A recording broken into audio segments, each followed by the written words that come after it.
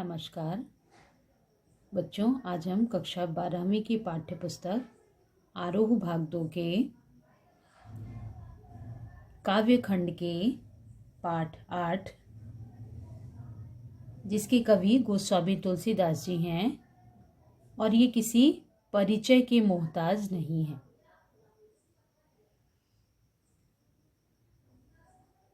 इनके जन्म और जन्म स्थान के बारे में प्रचलित मान्यताएं जो हैं, उनके आधार पर इनका जन्म सन 1532 ईस्वी में बांदा जिले के राजापुर गांव में हुआ था। कुछ लोग इनका जन्म स्थान सोरो मानते हैं। इनका बचपन कष्ट में बीता। बचपन में ही इन्हें माता पिता का वियोग सहना पड़ा। गुरु नरहर दास जी की कृपा से इन्हें राम भक्ति का मार्ग मिला। इनका विवाह रत्नावली नाम की युवती से हुआ, जो अप्रतिम सुंदरी थी। कहते हैं कि रत्नावली की फटकार से ही तुलसीदास वैरागी बने और राम भक्ति में लीन हो गए। सांसारिक माया मोह से विरक्त होकर ये काशी, चित्रकूट, अयोध्या आदि तीर्थों पर भ्रमण करते रहे। इनकी मृत्यु सन 1623 में काशी में हुई। इनके द्वारा रचित प्रमुख रचनाएं रामचरितमानस, जो कि एक महाकाव्य है, कवितावली, इसमें इन्होंने राम कथा कवित्व व सवैया छंदों में लिखा है। रामलला नेहछू, गीतावली, दोहावली, विनय पत्रिका, रामाज्ञा प्रश्न, कृष्ण गीतावली, पार्वती मंगल, जानकी मंगल, हनुमान बाहो व वैराग्य संदीपनी इनकी अन्य रचनाएं हैं। विनय पत्रिका में स्तुति के गेय पद हैं, यानी ईश्वर भक्ति को इन्होंने गेय पदों में वर्णित किया है। इनकी काव्यगत विशेषताएं: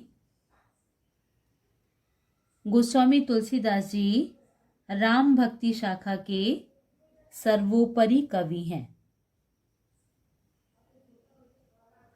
इन्होंने सगुण काव्य धारा में राम भक्ति का चित्रण किया है।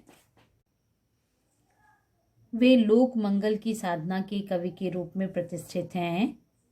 यह तथ्य न सिर्फ उनकी काव्य संवेदना की दृष्टि से, वरन काव्य भाषा के घटकों की दृष्टि से भी पूर्णतः सत्य है।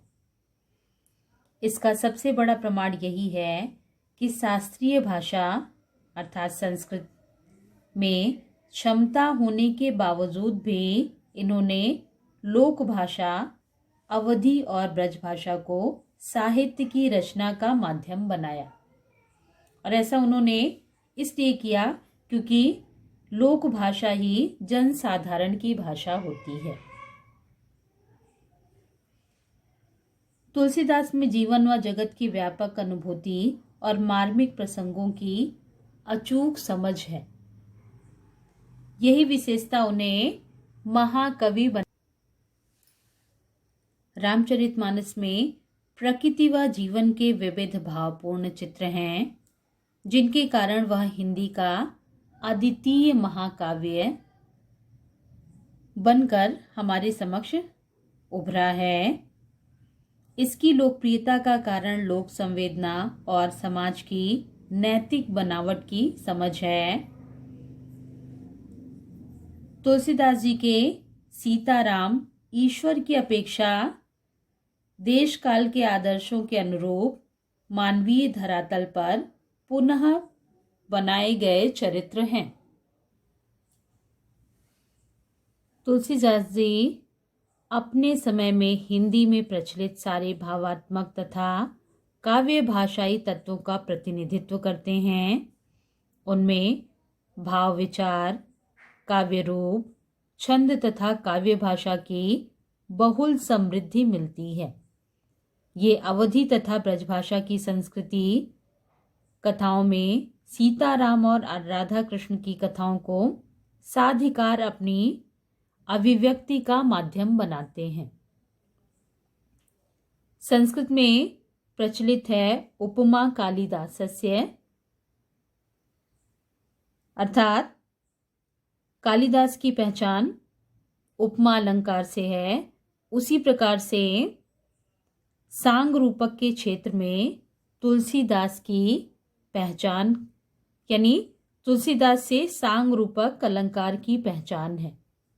जिस प्रकार से कालिदास को उपमा पर सर्वाधिकार था, उसी प्रकार से कालिदास की ही तरह तुलसीदास जी भी रूपक अलंकार के क्षेत्र में अतुलनीय है। इनके द्वारा रचित कवितावली और रामचरितमानस से लक्ष्मण मूर्छा और राम का विलाप, ये आपके पाठ्यक्रम में हैं, जिसे हम अगली वीडियो में पढ़ेंगे। और उसे पढ़ने के लिए आप इस चैनल को सब्सक्राइब करना मत भूलिएगा।